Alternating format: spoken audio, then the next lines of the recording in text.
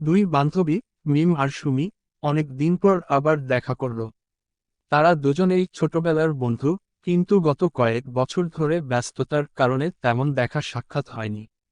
একদিন বিকেলে শহরের এক চমৎকার পার্কে তারা দেখা করার সিদ্ধান্ত নেয়।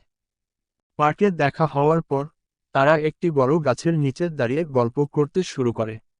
বাতাসে ছিল হালকা গন্ধ, আর সূর্যের আলো গাছের পাতার ফাঁক দিয়ে মাটিতে ছায়া ফেলছিল। মিম সবার আগে তার জীবনের পরিবর্তনগুলো নিয়ে কথা বলতে শুরু করল। সে তার নতুন চাকরি, নতুন সহকর্মী এবং অফিসের নানা মজার ঘটনা নিয়ে সুমিকে হাসিয়ে তুলল। সুমি তার শখের কথা বলল, যেমন বই পড়া, ছবি আঁকা আর নতুন কিছু রান্না করে দেখা।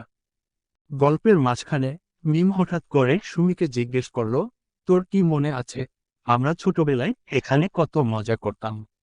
দৌড়ে দৌড়ে খেলতাম, লুকোচুরি খেলতাম, আর বিকেলের মধ্যে কখন যে সন্ধ্যা নেমে আসতো বুঝতেই পারতাম না। সুমি হাসতে হাসতে বলল, হ্যাঁ, কেমন যেন মনে হয় সময়টা একদমই থেমে ছিল না।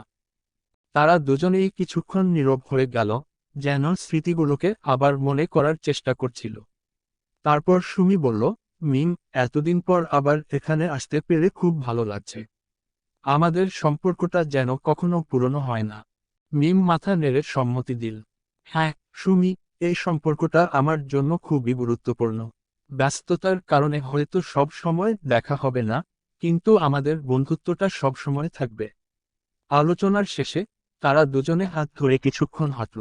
সূর্য তখন পশ্চিমে ঢলে পড়েছে, আর পার্কের লাইটগুলো একে একে জ্বলে উঠছিল।